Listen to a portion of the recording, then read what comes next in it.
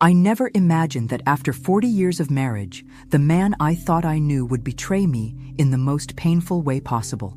The love I had built, the trust I had in him, it all crumbled in an instant. What followed was not just the end of a marriage, but the unraveling of everything I believed to be true about myself, my friends, and my life. If you think you know where this story is going, think again. The truth is much darker, and the revenge, it's far from what anyone could expect. Don't forget to hit that subscribe button and let me know where you're watching from in the comments. I promise, you won't want to miss what's coming next. My name is Linda, and for the better part of my life, I thought I had it all. A wonderful husband, 3 children who were mostly well-behaved, and a beautiful home in a quiet suburban neighborhood. David, my husband, was everything a woman could ask for. Charming, supportive, a great father. Or so I thought. For years, I had been the quintessential wife, organizing family dinners, maintaining our home, and making sure everything ran smoothly. I kept things in order, while David worked long hours, always on the move, climbing the ladder of success. We were the picture of stability, the type of family others admired. Our house, a sprawling property tucked away in a leafy suburb, was a symbol of everything we had achieved together. Our children, now grown, had their own lives, leaving David and me to focus on each other. But, as time passed, I started to feel the weight of being forgotten. It wasn't a dramatic shift. It was subtle. A moment here, a glance there. The affection we once shared seemed to slip away without warning, and I could feel David's attention drifting to other places. I told myself it was nothing. A phase, maybe. After all, we'd been together for so long, but in my gut, something didn't feel right. My best friend, Sarah, had always been my confidant, the one person I could rely on through thick and thin. Over the years, our bond had only grown stronger. Sarah had been my rock, or at least, I thought she was. She was always there, ready to lend an ear, especially when David became busier with his work. It was Sarah who always reassured me that everything would be okay, that David was just stressed or going through a work phase. I believed her. After all, if anyone knew David, it was Sarah. But then, the small cracks began to appear. One day, while I was sorting through some paperwork in our office, I found a receipt hidden under a pile of bills. It was for a weekend stay at a resort. The dates? Well, they were the same dates David had been away for a business trip. At first, I brushed it off. There could have been a logical explanation, right? A work retreat, perhaps? But then I found another receipt, and another. All the same hotel, all the same time frames. My heart sank. I didn't want to believe it. My mind screamed at me to stop, to ignore what I was seeing. But deep down, I knew. I knew that something wasn't right. I couldn't ignore the nagging feeling anymore.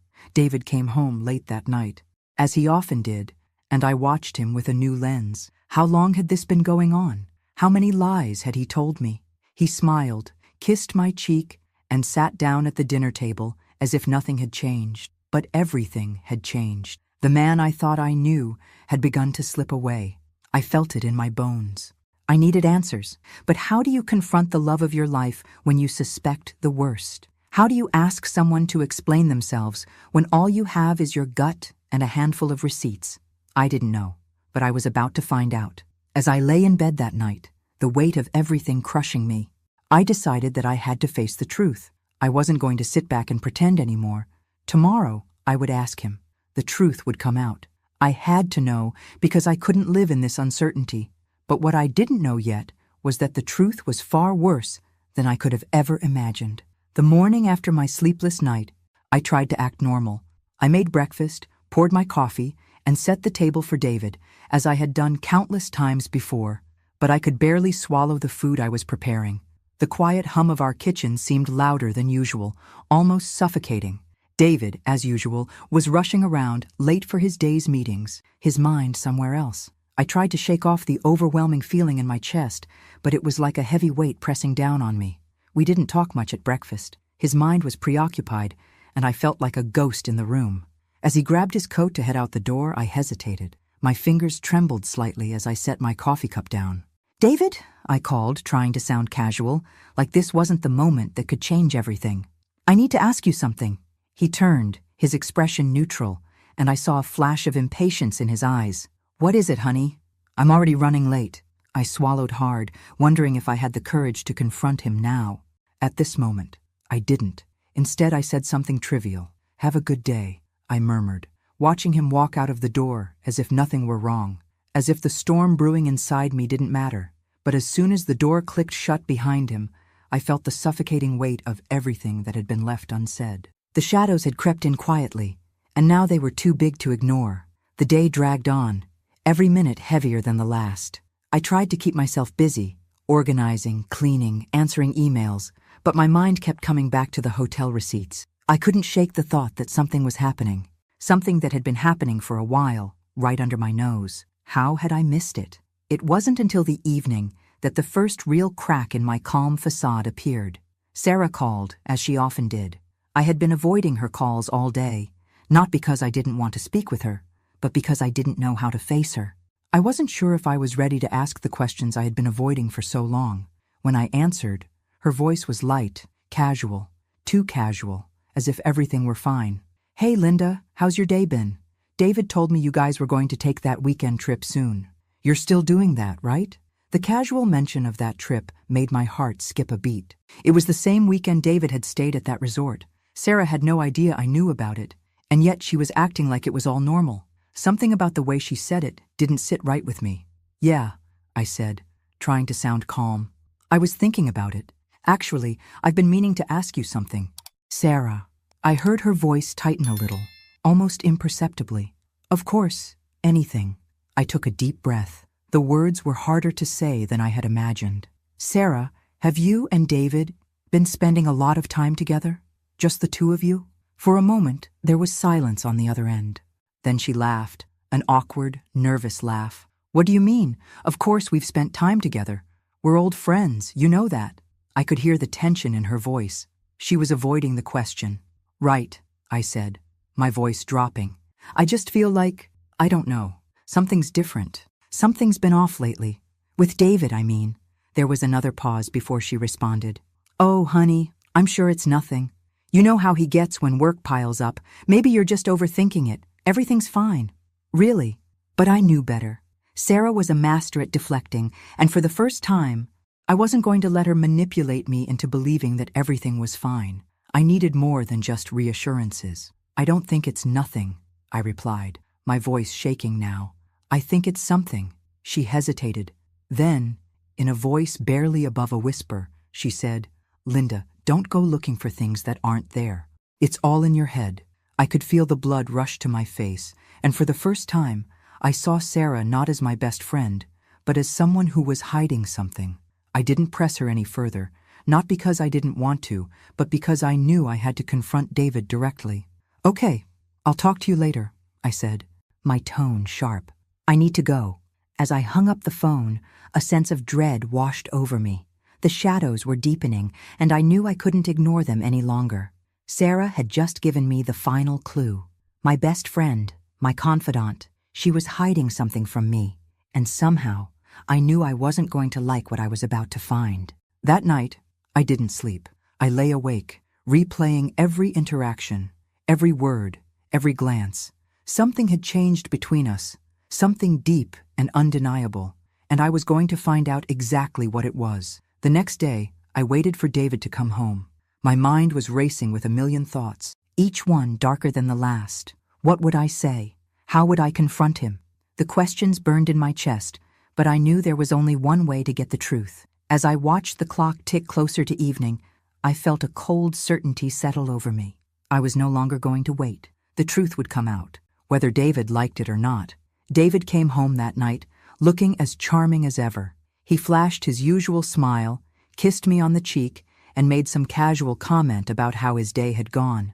But to me, everything had changed. I felt a wave of nausea churn in my stomach as I forced myself to smile back. How could he stand there so unaffected when I was on the verge of unraveling?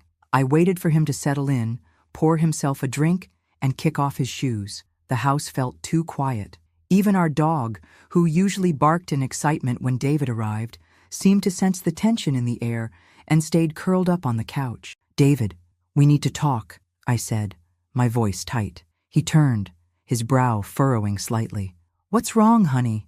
You look like you've seen a ghost." I shook my head, trying to collect my thoughts, but the words were spilling out before I could stop them. I found something today. Some receipts. Hotel receipts.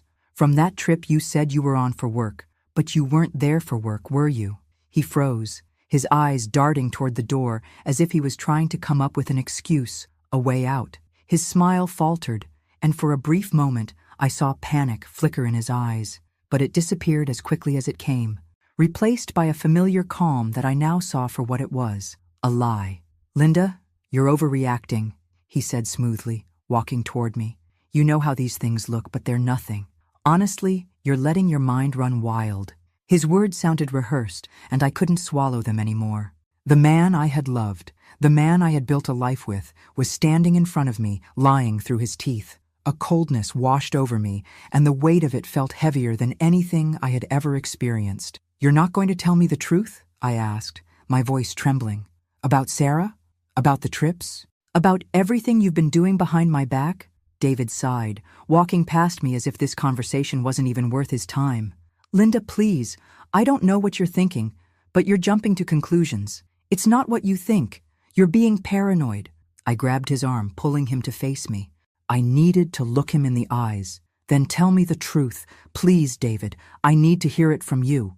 He yanked his arm away and took a few steps back. "You don't want the truth, Linda. You just want to fight." I was shaking now, every inch of me trembling with a mix of fury and heartbreak. "I don't care if you've been unfaithful to me. But I do care if you've been lying to my face, pretending everything was fine. And I care that Sarah, my best friend, has been part of this, helping you hide it." David's expression changed, his usual calm slipping for just a fraction of a second. "It's complicated, okay? It wasn't supposed to happen this way. I never meant to hurt you." "Don't you dare try to explain it away," I shouted, my voice cracking. "Don't you dare try to make me feel sorry for you." For a long moment, he just stared at me, his face unreadable. Then finally, he spoke. "You want the truth, Linda? Fine. Yes, I've been seeing Sarah, and I'm sorry. But it's over now. It wasn't anything serious, just a mistake." A mistake. Those two words hit me harder than any betrayal. It wasn't just a mistake. It was years of lies, years of deceit, all wrapped up in the form of the woman I had called my best friend. And all the while, I had stood by his side, trusting him, believing in the life we had built. I couldn't hold back the tears anymore. They came in waves, choking me, but I didn't care. I was devastated, but more than that, I was furious. "You're unbelievable," I whispered, the words barely leaving my lips. "All this time, all these years, and this is how you repay me?" David looked at me with a mixture of guilt and indifference. He didn't know how to apologize, how to make it right, because in his eyes, this had never been about me. This was about him. He was the victim in his own mind, and everything he had done, every lie, every betrayal, was justified somehow. "You're angry, and I get that," he said, his voice soft now. "But please, Linda, don't make this worse than it is. We can work through this, okay? We've been through worse before, but we hadn't been through this before. Nothing like this. This wasn't something you could fix with apologies. The man I had loved, the father of my children, had broken me in a way I could never come back from." And as I stood there, listening to him, I realized something. There was no going back. I didn't want to hear his explanations, his excuses. I didn't care anymore. I knew, deep down, that it was over. And as I turned away from him, walking out of the room, I made a promise to myself. I would not let him destroy me. I would not let his lies and betrayal define me. The woman who had been broken in that moment was gone.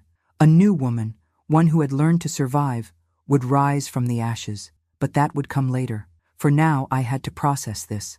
I had to absorb it, and for the first time, I needed to let myself feel the depth of the wound he had inflicted.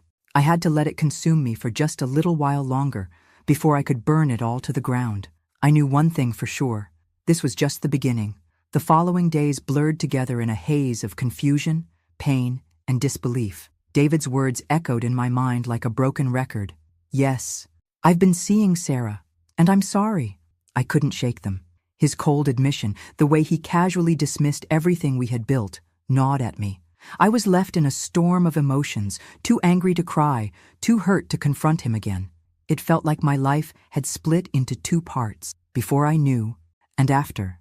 And the after was too painful to even imagine. But I had to know more. I needed to understand how deep the betrayal really went, how far back this had been happening. I wasn't going to live in the dark anymore, pretending everything was fine. If David could be so brazen with his lies, then I would find the truth myself. No more blind trust, no more pretending.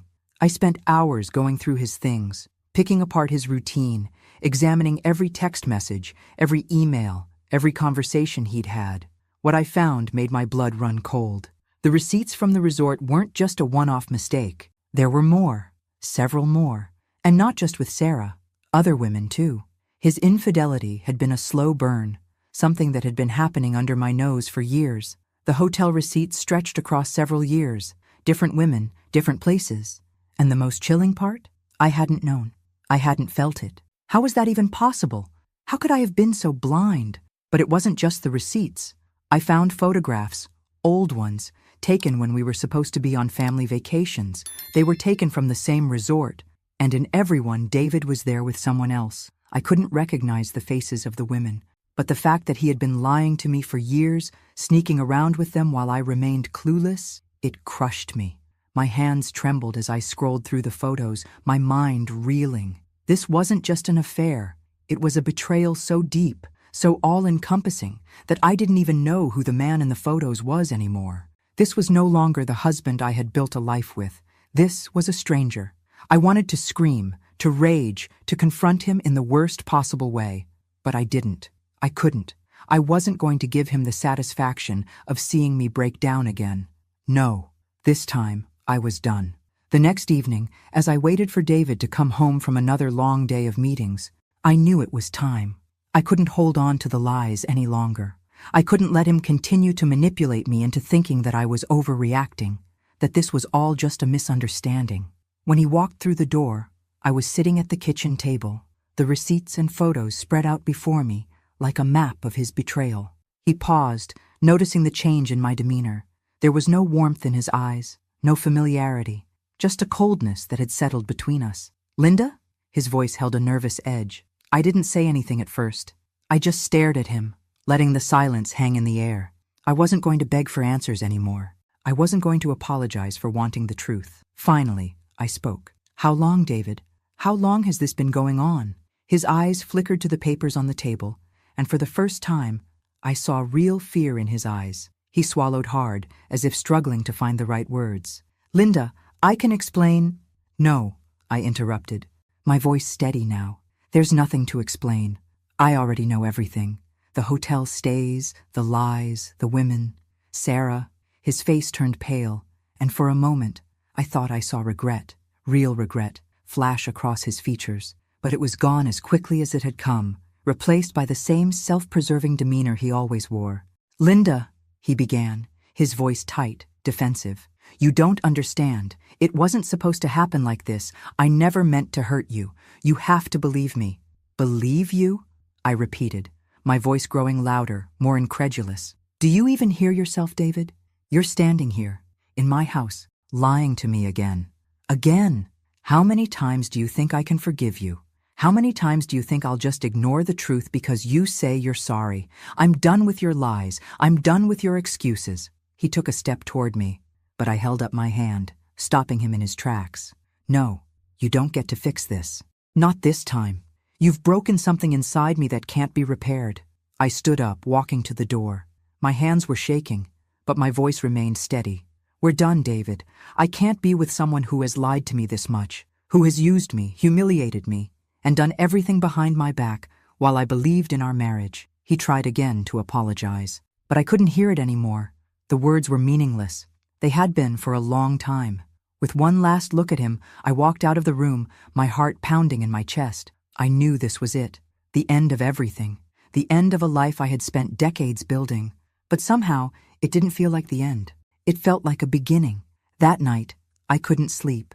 The finality of it all hadn't fully hit me yet. David was still in the house, but I felt like a stranger in my own life. It was a quiet, suffocating kind of loneliness. But I knew, deep down, that it was a loneliness I had to go through to finally break free from him. There was no going back. There was no saving this marriage. All that was left now was what I was going to do next. And that, I realized, was entirely up to me. I wasn't going to let him get away with this. I had a plan. I would rebuild. I would rise from the ashes. But first, I had to let myself feel the weight of it all. Even if it was the hardest thing I had ever done. David might have thought this was over for me, but I knew better. This was just the beginning. I wish I could say that it felt like a weight had been lifted off my shoulders, but it didn't. The truth had come out, but the pain was still there, gnawing at me, spreading deeper with every passing moment. The anger, the humiliation, it all boiled inside me, and it seemed like nothing could soothe it. David, for his part, had tried to fix things. Of course he did. He was desperate. He had come to me on several occasions in the days following the confrontation, pleading for a second chance. But what he didn't understand was that the woman he was trying to convince to take him back didn't exist anymore.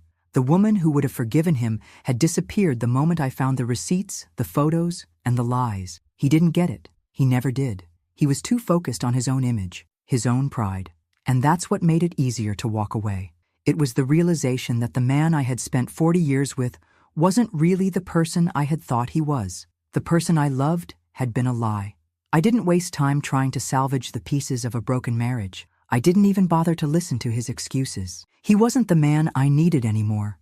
Instead, I started making moves. David didn't know it yet, but I was already taking control of my life. I sold everything I could that was in both of our names, things I didn't care about anymore, things that had once represented a life we had built together. I sold off some of his prized possessions, too, things that I knew would hurt him. But it wasn't just the material things that mattered. It was about sending a message. I wanted him to feel the loss, feel the sting of his actions. If he thought that abandoning me would be easy, that walking away from all of this would come without consequence, he was wrong. When I sold the beach house, the place that had once been a sanctuary for us, where we had laughed and spent family weekends, it was the final act. I knew that it had been a place where he'd had those secret meetings with Sarah, and that thought alone made it all the more satisfying. I wanted him to lose it, to feel the sting of what he had done. That house was a symbol of everything that had gone wrong, everything I had been blind to. It was a fitting end. Of course, David didn't know that I was the one orchestrating his downfall. He still thought I was wallowing in my grief, that I was too weak to make any real moves. But the truth was, I was building myself back up. I was already plotting my own escape from the wreckage he had left behind. The first few weeks were tough. I'll admit that. There were days when I couldn't get out of bed, when the tears came without warning. I had to fight every day to stay focused, to remind myself that I wasn't broken, that I could rebuild myself. But I did. I fought harder than I ever had in my life. I went to therapy. I started working out again. And slowly, the woman I had once been, the woman I had lost in the midst of my marriage, began to reappear. I started to feel stronger, more like myself. But that wasn't the most satisfying part. No, the real satisfaction came from seeing David's life begin to unravel.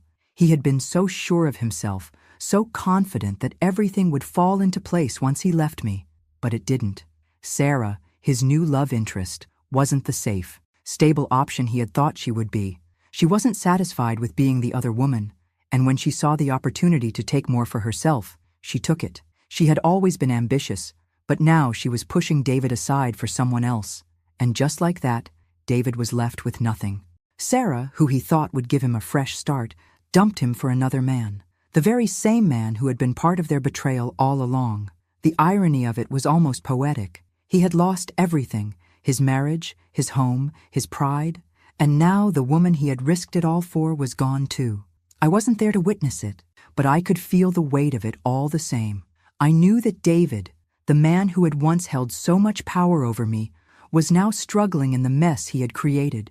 He was powerless, and for once, I was the one who held the cards. Meanwhile, my life was beginning to take shape. I started a new career, something I had always wanted to do, but never had the courage to pursue. I wasn't just surviving, I was thriving. And every day, I felt more and more like the woman I had forgotten I could be. I didn't need David's approval. I didn't need anyone's approval. I was doing it on my own, without his shadow hanging over me.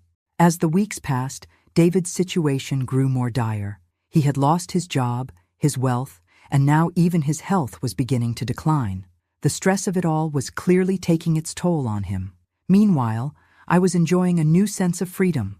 I was making money, meeting new people, and feeling stronger than I had in years. I couldn't help but feel a sense of satisfaction as I watched him spiral. The woman who had been so weak, so desperate for validation and love, was no longer there. She was gone, and in her place was a woman who had reclaimed her power, her confidence, and her sense of self-worth. David had lost everything, but I had found everything I needed within myself. One evening, as I was out with friends celebrating my latest achievements, I received a call from an unknown number. It was David. His voice was strained, his words slurred. "Linda," he said, his voice barely audible. "I need you. I need help." For a split second, I felt a pang of something, empathy maybe, but it didn't last. I knew what he wanted. He wanted me to rescue him, to fix the mess he had created. But I wasn't that woman anymore. I wasn't his savior. "I can't help you, David," I said firmly, the words feeling like a weight lifted off my chest. "You're on your own now." And just like that, I hung up the phone. I had no regrets. This was the life I had chosen, the life I was now building for myself, and it was mine to keep. David was no longer my problem. I thought I had hit the bottom when I found out about David's betrayal. But the truth was, I hadn't even scratched the surface. The pain didn't come from the discovery of his affair. It came from the reality of losing everything I thought I knew about myself, about him, and about the life we had shared. What I had been holding in my chest for so long was now rushing to the surface, threatening to drown me in its weight. I had always prided myself on being the strong one, the rock, the constant presence in David's life and in the lives of my children. I was the one who held everything together, the one who made sure the house ran smoothly and everyone was cared for. I thought that by doing all the right things, by being the perfect wife and mother, I would be rewarded with loyalty, love, and respect. But as it turned out, all my effort, all my devotion, had been nothing more than a disguise for David's lies and betrayal. And as for Sarah, she had been a part of that lie, wearing the mask of my best friend while stabbing me in the back. I spent the first few days after the confrontation numb. I didn't know what to feel. Anger? Yes, I was angry. But it wasn't just anger. It was the sense of having been robbed of my dignity, my time, and my belief in people. How could I have been so blind? How had I spent years of my life trusting a man who was deceiving me? How had I been so easily manipulated by someone who never even cared?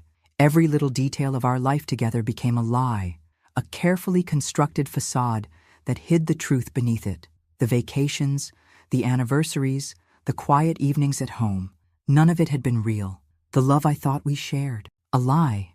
The family we had built, a lie. Even Sarah, the one person who had always been by my side, was just another player in the game of deceit that had been unfolding right in front of my eyes. The realization hit me harder than anything else. It wasn't just about David and Sarah. It was about me, about how I had let myself be consumed by the roles I played, wife, mother, friend, at the expense of who I was. I had become so wrapped up in the image of the perfect life that I had forgotten to look beyond it, to see the truth of what was happening around me. I thought I was the person who had it all together, the woman who had everything, love, family, a home. But I wasn't that woman anymore. The real woman, the one I had lost along the way, was buried beneath years of expectations and self-sacrifice. I had given everything for others, and in return, I had been left with nothing. I wasn't just heartbroken, I was shattered. The first night after David left, I stayed up late, staring at the ceiling, trying to piece together the fragments of my life. I cried until there were no tears left, until I was exhausted and numb. But sleep never came. The house that had once been filled with laughter and warmth now felt empty. The silence was deafening. Every corner of the house reminded me of the life we had built together, the life I thought was solid, secure, unshakable. But it had been nothing more than an illusion. When I woke up the next morning, the weight of the night before was still heavy on my chest. I didn't want to get up, didn't want to face the reality of what had just happened. But I had to. I had children to think about, a life to rebuild, and for the first time in years, I had to focus on myself. That was when the anger really began to set in. I had spent too long pretending to be the perfect wife, the perfect mother, the perfect friend. I had sacrificed pieces of myself along the way, and in return, I had received nothing but betrayal. I wasn't going to let that be my legacy. I wasn't going to stay broken, wasn't going to let David's lies define me. I had to find a way to take back my power, and I would start by doing what I should have done years ago, taking care of myself. The anger, as overwhelming as it was, became my fuel. I didn't want to be the victim anymore. I wasn't going to wallow in pain or regret. I was going to use this anger to rebuild my life, to reclaim my independence. I was going to take back the pieces of myself that I had given away for so long. And that meant not just focusing on my own healing. It also meant making David feel the consequences of his actions. I wasn't going to sit idly by and watch him move on with Sarah, while I was left to pick up the pieces of our broken life. He had hurt me, humiliated me, and I wasn't going to let him get away with it. That week, I made a decision. I started planning. David had always been the one in control, the one who made the decisions, the one who held the power in our relationship. But that was about to change. I was going to take back control. I wasn't going to let him or Sarah have the satisfaction of seeing me broken. I started by contacting a lawyer, getting everything in place for the divorce. I didn't need to consult David on the decision. I knew it was time to let go of him.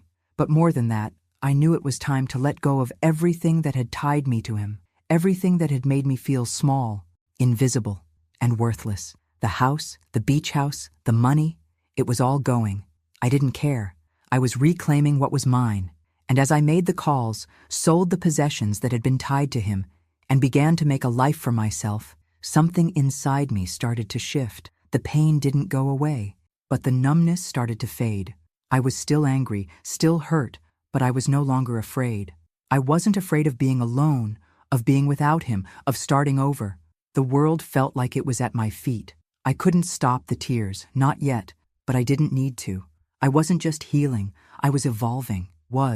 Every decision I made, every move I took, felt like a step toward my true self. I wasn't going to be a victim.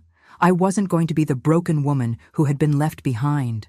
I was going to be the woman who walked away from the wreckage, stronger and more determined than ever. And I was going to make sure David and Sarah would never forget the price of their betrayal. As the days turned into weeks, I began to understand something that had been hard for me to admit. David's betrayal wasn't just about him sleeping with Sarah. It wasn't just about the house, or the lies, or the humiliation. What hurt the most, what felt like the deepest wound, was the realization that I had been living in a lie for years. It wasn't just one affair. It wasn't just Sarah. David had been unfaithful to me for much longer than I had ever imagined. And when I began digging, when I started asking the right questions, I uncovered a truth I had never seen coming. David had been cheating on me for years, with multiple women, and Sarah wasn't the first. The gut-wrenching discovery came slowly. First, I found another set of receipts: hotel bills, plane tickets, gifts. They were all from places I hadn't been, places I had never even known about. And they were from years ago, long before Sarah had entered the picture. That's when the nausea hit me. The life I had been so sure of, so certain of, was built on nothing but a string of lies. I wasn't just betrayed by one woman, I was betrayed by him, over and over again. The more I searched, the more I found. A few late-night phone calls that I thought were business calls were actually from lovers. Emails that I had never seen, messages buried in his inbox. Each one confirmed what I had been unwilling to see. I could barely breathe as I looked at the messages, each one more intimate, more secret than the last. David, the man who had once been my everything, had spent years lying, deceiving, and betraying me in ways I couldn't have imagined. My heart broke all over again. The shock of it was almost unbearable. How could I have been so blind? How could I have missed it all?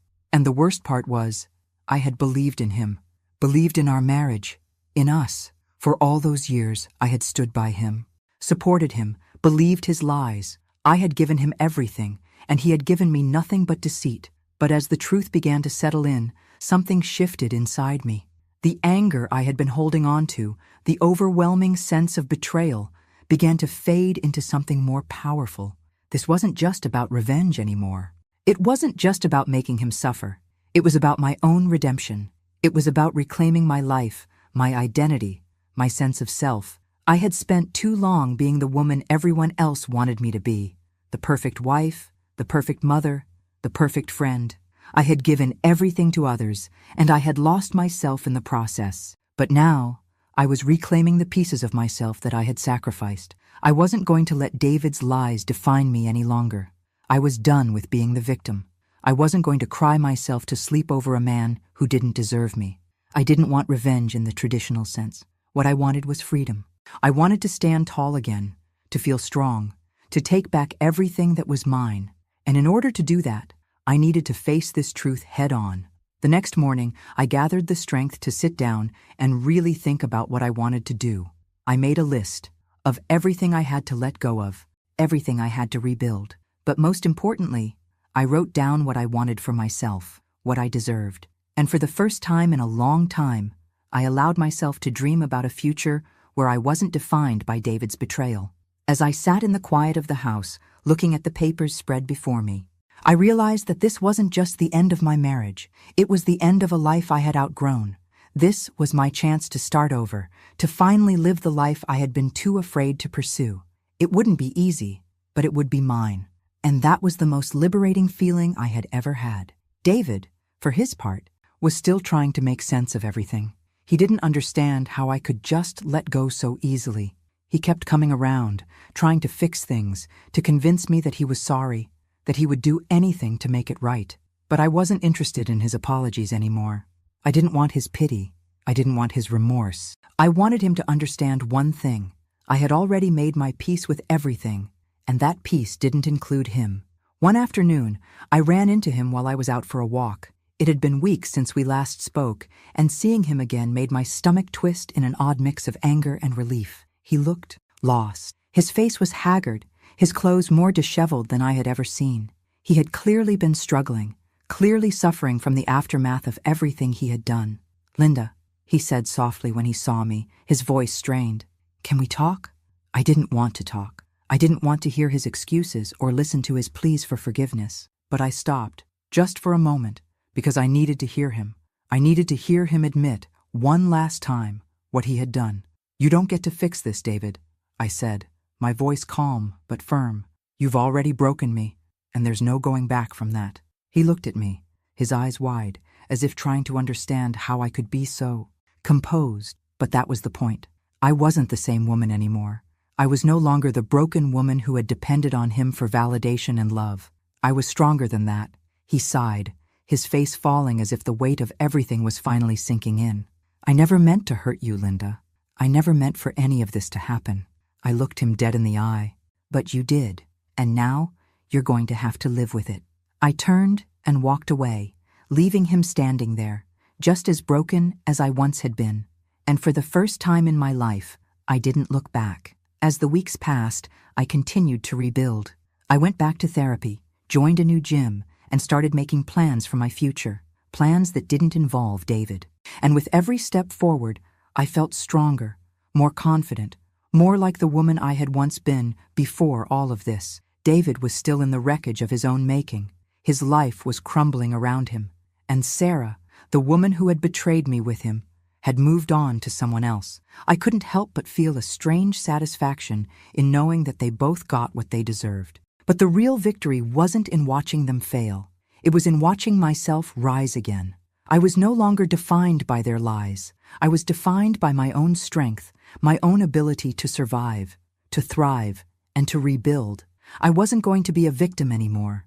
And no matter what, I was going to make sure David knew that. It had been months since David and I last exchanged words. The divorce was moving forward, but I knew deep down that I wasn't doing it just for legal closure.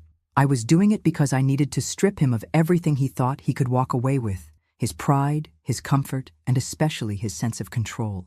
What he had taken from me over the years, I would now take back, piece by piece. As much as I had begun to heal emotionally, I couldn't shake the feeling that David hadn't truly suffered. Sure, his life was falling apart. He had lost his career, his home, and Sarah, who was now nowhere to be found. But he still carried the arrogance, the sense of entitlement that had always surrounded him. It was time for him to feel the full extent of his actions, and I was going to be the one to make sure of it. The first step was simple. I started by selling everything that was in both our names, the joint bank accounts, the expensive cars, and even some of the properties we had invested in. It wasn't just about the material things. It was about sending a message. David had always lived in a world where everything he wanted was handed to him, and now I was making sure that world crumbled. The house, the beach house that had once been our escape, our refuge, was the first to go. The same house where he had taken Sarah, where they had shared their secret rendezvous. It had been our place, our sanctuary. But now, it was the symbol of everything I had been blind to. I listed it, and before David could even come to terms with the loss, it was gone. The look on his face when he found out was priceless. He came to me, demanding to know why I had sold it, as if he still had the right to question my decisions. But I wasn't about to entertain his desperation. "You don't get to make demands anymore, David," I said coldly as he stood there, trying to regain some semblance of control. "That house was the last thing you had left. Now, it's mine to do with as I please." He tried to argue, to manipulate me the way he always had, but the power had shifted. I wasn't his wife anymore. I wasn't even the woman who had once loved him. I was someone new, a woman who knew her worth and wasn't afraid to take what she deserved. He left that day, his face red with anger and humiliation, but I felt nothing but a quiet satisfaction. It wasn't just about the house. It was about stripping him of his ability to hide behind the life he had created at my expense. The next step came soon after. I filed for a larger share of the assets. I wasn't going to let him walk away with what he had gotten so easily over the years. It wasn't about the money. It was about showing him that he couldn't take me for granted anymore. The more I pushed, the more David fought, and it felt good to see him lose his footing. The confidence he had once held so easily slipping away. But I wasn't done yet. I needed him to understand just how thoroughly he had destroyed everything that mattered to me. And the only way to do that was to make him feel the consequences of his actions, the emotional toll, the social consequences. He had humiliated me with his infidelity. Now it was my turn. I began reaching out to some of the people who had once been part of David's inner circle, friends of his, business associates, people who had admired him from afar. They didn't know the truth. They didn't know how much of his life was built on lies, and I was more than willing to share the truth with them. I wasn't doing it out of spite. Well, maybe a little. But it wasn't just about revenge. It was about my healing, about standing in the light of everything I had learned, and finally owning my story. If David was going to live in a world of secrets, then I was going to make sure that world came crashing down around him. I wasn't going to let him go unscathed. Not this time. It wasn't long before whispers started. People began talking about David's infidelities, his lies, his arrogance. His reputation, which had once been so carefully crafted, began to crumble. The businessman who had been admired for his success was now seen for what he truly was, a man who had betrayed the very people who had supported him. David didn't know how to react. He tried to salvage his image, to make excuses, but the damage had already been done. People started pulling away from him. His phone stopped ringing. Invitations to business meetings and social gatherings dwindled.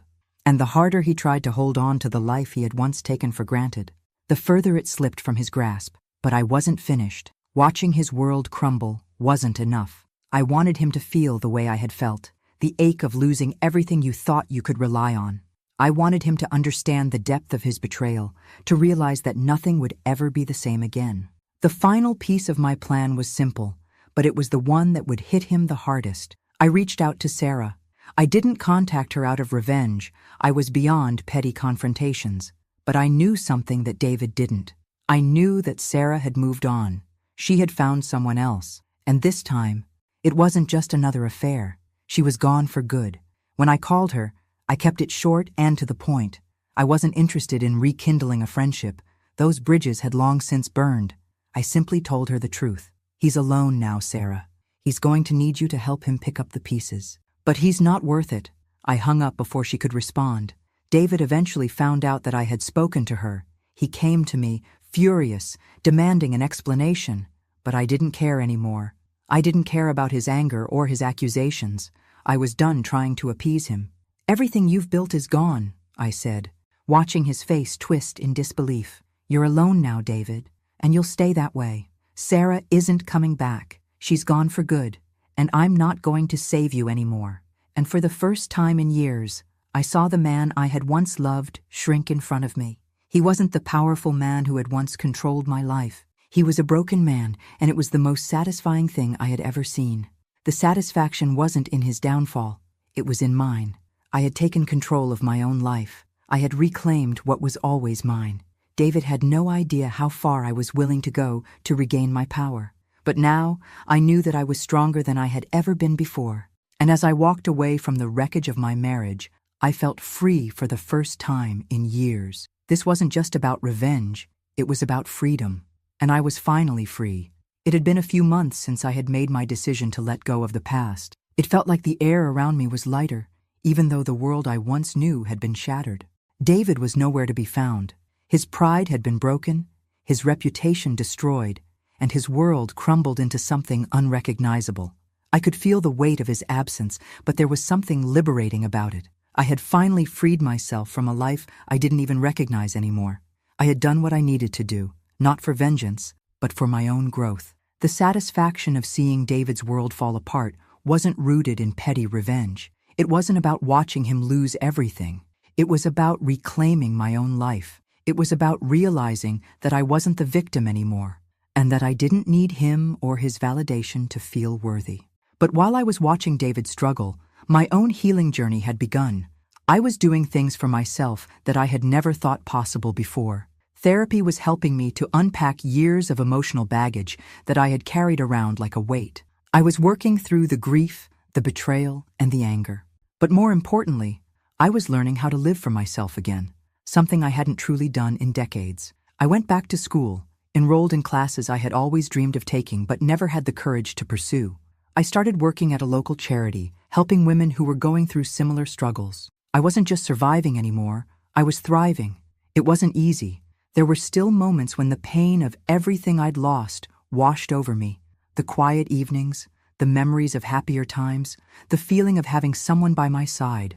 But every time those memories crept in, I reminded myself that I had lived through it. I had survived it. I was strong enough to rise above it. One day, while I was sitting at the kitchen table with a cup of coffee, I thought back to all the years I had spent trying to please David, trying to be everything he wanted, all the while neglecting myself. I had spent decades of my life being the perfect wife, the perfect mother, the perfect friend. But I had forgotten the most important person in that equation, me.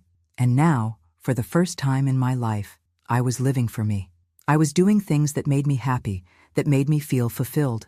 I wasn't waiting for someone else to tell me I was worthy. I had learned to tell myself that I was worthy of happiness, peace, and joy, even if I had to fight for it. Months later, I ran into an old friend from my past, Paul. He had been a friend of David's, someone I hadn't spoken to in years. But Paul had always been kind, always treated me with respect, something I hadn't gotten much of in recent years. We caught up over coffee, and as we talked, I could feel a connection forming again. A bond that wasn't based on the lies or the pain of the past. It was based on mutual respect, shared interests, and a quiet understanding of each other's journeys. For the first time in a long while, I felt seen. I felt heard. Paul had always been there, in the background, supporting me from a distance, but never pushing. He admired my strength, my resilience, and the way I had handled everything that had come my way. It felt good to hear someone recognize the strength in me that I had worked so hard to rediscover. He wasn't here to save me or fix me. He simply saw me for who I was, someone worthy of love, respect, and companionship. Over the following months, Paul and I grew closer. We started spending more time together, doing things that brought us both joy. Hiking, attending art exhibits, trying out new restaurants. There was no rush, no pressure. We were simply two people who understood each other's pain and were learning how to heal together. It wasn't love at first sight. It wasn't the passionate whirlwind romance I had dreamed of in my youth, but it was something deeper. It was quiet, steady, and real. It was a friendship that was blossoming into something more, but at a pace that felt natural, that felt right. I continued my journey of rebuilding, piece by piece. I focused on my work, my passions, and my health. I was no longer afraid of the future. I had been broken, but now I was stronger than I had ever been. Every day was an opportunity to grow, to learn, to become the woman I had always been meant to be. And then, one day, as I was walking down the street with Paul, laughing about something silly, I realized something profound. I had finally forgiven myself. I had spent so long blaming myself for everything that went wrong in my marriage. I had carried the weight of David's actions as though I were responsible for them. But I wasn't. I wasn't responsible for his betrayals, his lies, or his choices. I had done the best I could. I had given him my heart, my trust, and my loyalty. And for that, I deserved respect, not betrayal. Once I forgave myself, I could finally let go of the last remnants of pain that still lingered in my heart. I was free, not just from David, but from the chains I had placed on myself. I was no longer defined by my past or my mistakes. I was defined by who I was now, strong, independent, and unbreakable. I ran into David one last time. It was a chance meeting, completely by accident. He looked different. He had aged, the stress of his failed marriage and business ventures taking their toll. He didn't seem like the same man who had once been my everything. The arrogance was gone, replaced by a quiet sadness. When he saw me, he hesitated, unsure of how to react. But I didn't feel anger. I didn't feel pity. I just felt nothing. The man who had once broken me no longer had the power to hurt me. We exchanged a few words, nothing meaningful, just the awkward pleasantries of two people who used to share everything, but now shared nothing. As I walked away, I realized that the final chapter of our story had already been written. It was over. I had closed the book, and the weight of it no longer carried me. I was free. The life I had now wasn't perfect. It wasn't the life I had envisioned when I was younger, full of dreams of love and happiness. But it was mine. It was real, and it was finally enough. And as I looked ahead, I saw a future filled with possibilities that were all mine to claim. No more living in the shadows of the past. No more playing the role of the broken wife or the betrayed woman. I was Linda, just Linda, and for the first time in my life, that was more than enough. The sun was just starting to set when I sat on the balcony of my new apartment, overlooking the city that had become my sanctuary. It wasn't anything extravagant, just a modest space, but it was mine. It was a place I had chosen for myself, where I could begin again, free from the past that had once felt like a heavy weight around my neck. The quiet hum of the city felt comforting, a backdrop to the life I was now building. In the distance, the sound of cars, people talking, the occasional laughter, it all reminded me that the world kept turning, whether I was ready or not. But the difference now was that I was no longer waiting for something to change. I had already changed. I hadn't realized how far I had come until that moment. The pain of my marriage, the betrayal, the endless nights of crying and questioning my worth, it all felt so distant now. It wasn't that I had forgotten or erased those memories, but they no longer defined me. The woman who had once been crushed by David's lies, who had spent years thinking that her value was tied to being a perfect wife and mother, had been reborn. And in her place was a woman who finally understood her own worth, a woman who didn't need to rely on anyone to feel complete. I thought about all the things I had done since David's betrayal. The trips I had taken on my own, the friendships I had rekindled, the career I had built from the ground up. The last few months had been a whirlwind of self-discovery. I had finally begun to do the things that made me happy, and I had found a strength within myself I never knew existed. I had stopped apologizing for my happiness, for my needs, and for my desires. And then there was Paul.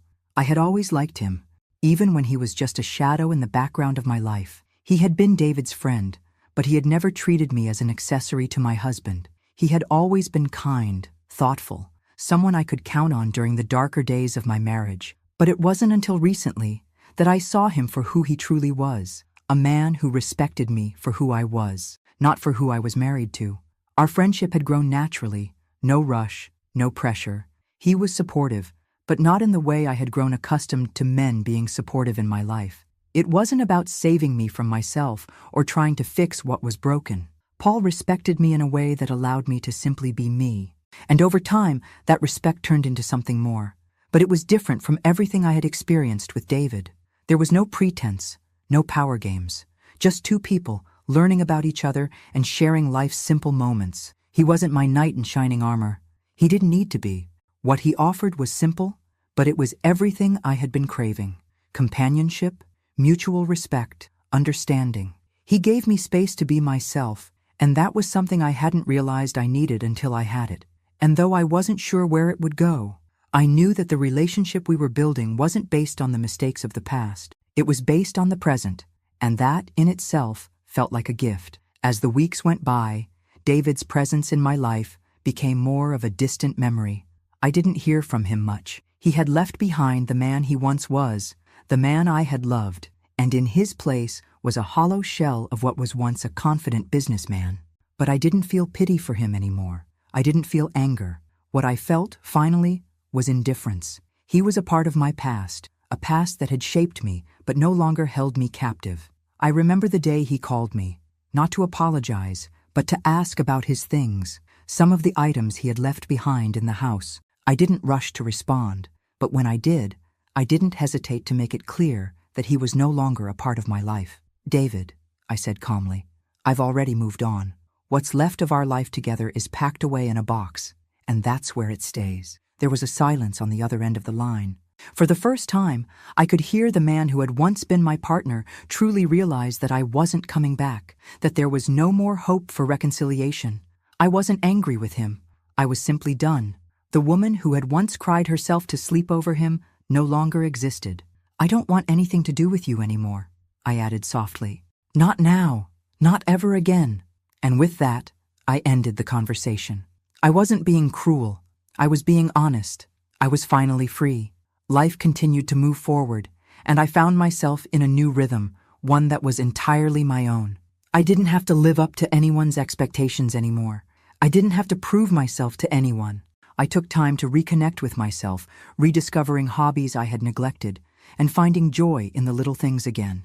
I traveled to places I had always wanted to visit, and each time I returned, I found more of myself in the process. I wasn't just existing anymore. I was living. The pain was still there in some quiet corners of my heart, but it was no longer something that controlled me. It was just a part of the journey, a scar that reminded me of how far I had come. I wasn't afraid of the past anymore. It had made me who I was today, and today, I was someone strong, someone who knew her worth. One evening, I found myself standing on the balcony, staring out at the skyline, feeling the breeze against my skin. I didn't have to look back. The past was behind me, and what I had ahead of me was all that mattered. I was finally free to write my own story, without the shadows of betrayal clouding my path. I had faced the storm. I had walked through the fire. And now, here I was, stronger, more resilient, and ready to embrace whatever came next. It was my time, and I was finally ready to live it. The future was wide open, and for the first time, I didn't need anyone else to show me the way. I had found it myself, and that was enough. The months had passed, and as much as I had moved forward, there were still days when the weight of everything I had been through seemed to hit all at once. It wasn't that I hadn't found peace. It was that I had found something far more meaningful, the strength to live a life I controlled, the pain, the betrayal. It all felt like part of the old me now, like a chapter in a book I had finished reading. But there were days when I could still feel the faint echoes of those chapters, the ones that hurt, the ones that almost broke me. But now, I saw it all differently. I saw it as a test, as the fire that had forged a version of myself that I didn't even know was possible. I wasn't just surviving anymore. I was thriving. I had spent so long being consumed by David's actions, by Sarah's betrayal. But that was the past, and I had made the choice, over and over again, to let go of it, to let go of the person I thought I was, and embrace the woman I was becoming. I had gone through moments of intense vulnerability, where the grief of what had been lost felt suffocating. But there were also moments of profound joy, moments when I realized that the life I had now was mine to shape. The future was in my hands, and for the first time in a long time, I felt empowered. I was no longer trapped in the story of David and Sarah's betrayal. I was creating my own story, and it was far more powerful than I had ever imagined. Paul and I had continued our quiet, steady journey together. We weren't rushing anything, but the connection between us had deepened in ways that surprised me. With him, I didn't feel the pressure to be anything I wasn't. There was no drama, no games, just two people figuring out who they were, together, without the weight of past relationships dictating what we should be. We spent weekends exploring the city, going to art galleries, hiking through the parks. Sometimes we just sat together in the quiet of my apartment, reading or talking about the things that mattered to us, life, dreams, and the future we were both cautiously starting to see. There was no rush, no pressure to become something we weren't. It felt good to simply be. The best part of being with Paul was the way he made me feel like I was already enough. There were no expectations, no trying to live up to anyone else's standards. He respected me for who I was, and in that respect, he was different from anyone I had known before. With him, I was free to be my authentic self, without the past hanging over me like a cloud.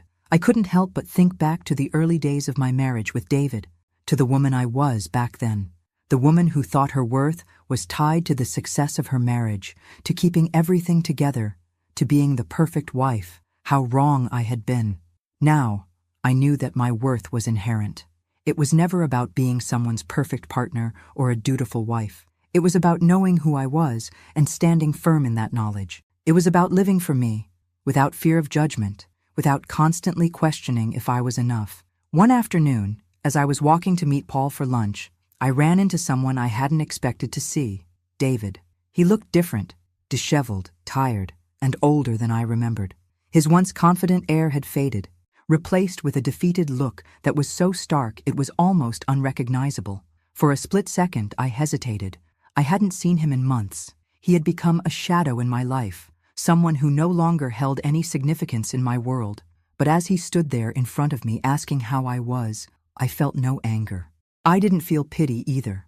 I felt nothing but the space between us, the distance I had created, the strength I had built. "Linda," he said, his voice barely above a whisper. I didn't expect to see you." "I didn't expect to see you either," I replied, my tone neutral. I had no desire to dredge up the past, no desire to hear him apologize or beg for forgiveness. What had happened between us was done. "I know things ended badly," he said, his voice strained. "I just wanted to apologize for everything." I looked at him, studying his face. He seemed so small, so broken. I didn't feel anger. I didn't feel a need for vengeance. I had already taken everything back I needed from him. The power, the control, the pieces of me that he had stolen. "I appreciate the apology," I said, my voice calm, measured. "But honestly, David, I don't need it. I've moved on. I've let go. And I'm happy now." His face fell. The man I had once loved seemed to shrink before my eyes. There was nothing left of the confident businessman I had known.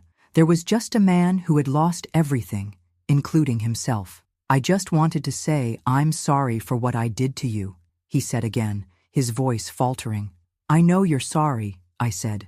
"But the truth is, I'm no longer the person you betrayed. I've changed. I've moved forward, and I'm at peace with that." There was a long pause, and I saw the realization hit him. This wasn't just an apology I was accepting. This was closure, for both of us. "Goodbye, David," I said softly, stepping around him and continuing on my way, and with that, I finally let go. For good. The future stretched out before me, wide and full of possibilities. I wasn't weighed down by the baggage of my past anymore. I wasn't waiting for some external validation. I had found everything I needed within myself, and for the first time in my life, I felt free. I wasn't looking for a perfect life. I wasn't searching for someone else to complete me. I was complete on my own. And as I walked forward, I did so with the quiet confidence of a woman who had been through the fire and come out stronger on the other side. I had reclaimed my life, my power, and my peace, and now I was finally living it. It's strange, you know, how life can change in ways you never expect. There was a time when I thought I had it all figured out, when I thought I knew what my future held, but life had other plans. And now, as I look back on everything that's happened, I realize that the journey I've been on, the one I never could have predicted, was the most transformative of all. I had always believed that the end of my marriage with David was the hardest thing I would ever face. And don't get me wrong, it was hard, but it wasn't the end of me. It wasn't the end of my happiness or the beginning of some endless sorrow. It was just a chapter, one that needed to be closed so a new one could begin. The woman I had been during that marriage was lost in so many ways. She was the version of me that thought her value was tied to a man, to a relationship. She thought that in order to be loved, she had to give everything, her time, her self-respect, her identity. But that woman was gone now. And the woman standing here today is stronger, more confident, and more sure of her own worth than ever before. I still remember the first few months after the divorce, the emptiness that filled the house. There were times when I felt completely lost, like I had nothing left. But then there were moments of clarity. I realized that in those quiet moments, I was finding myself again. I was discovering who I was without the labels of wife or mother. I had spent so many years defining myself by others' expectations, but now I was finally able to ask myself the question I had never truly asked before. What do I want? And the answer, at first, was simple. I wanted peace. I wanted to heal. I wanted to be okay. But as I started to put the pieces back together, I realized that there was something more, something even deeper. I wanted freedom. Freedom to live life on my own terms. Freedom to explore new passions. Freedom to find happiness in the small moments without needing anyone to validate my worth. Months turned into a year, and during that time, I continued to rebuild. I had days of doubt, days when the shadows of my past crept back in, but each time I reminded myself that I had survived. I had overcome the worst, and now I was the one who controlled the narrative of my life. My relationship with Paul had blossomed in ways that I hadn't expected, but it was different from anything I had experienced before. We weren't rushing into anything. We didn't need to. There was no pressure to live up to some romantic ideal. It wasn't about needing someone to fill a void. It was about companionship, mutual respect, and the space to grow together. We supported each other in ways I hadn't known were possible, and that, in itself, felt like a gift. What I realized in all this was that I didn't need someone else to complete me. I had always been complete. I had just forgotten that along the way. As I sat in the park one afternoon, looking around at the life I had built for myself, it struck me how much had changed in just a few years. I had gone from being the wife of a man who betrayed me to a woman who had found her strength, her independence, and her peace. The journey wasn't easy, but it was mine, and I was proud of it. The wind rustled through the trees, and I took a deep breath, feeling the cool air fill my lungs. I had come so far, further than I had ever imagined, and there was still so much to look forward to. The future didn't scare me anymore. I didn't need to fear being alone. I didn't need to fear what would come next, because I knew that whatever it was, I would handle it. As the sun began to set, casting a warm, golden glow across the park, I realized that for the first time in a long while, I wasn't looking back. I wasn't holding on to the past. I was looking ahead, toward the life I was creating step by step. I had found a sense of peace that I didn't know I was capable of, and I was proud of who I had become. I stood up, feeling the cool grass beneath my feet, and began to walk slowly back home. I was no longer defined by the mistakes of others, or by the years I had spent trying to please someone who could never truly see me. I was free. I was finally free to live life on my own terms, to chase my dreams, to laugh without guilt, and to love without fear. The woman I had once been had been through the fire, but she had emerged stronger, more resilient, and more ready than ever to embrace everything life had to offer. And as I walked into my apartment, ready to continue this beautiful new chapter, I realized that I had everything I needed. I was enough. I had always been enough. And for the first time, I felt truly, deeply free.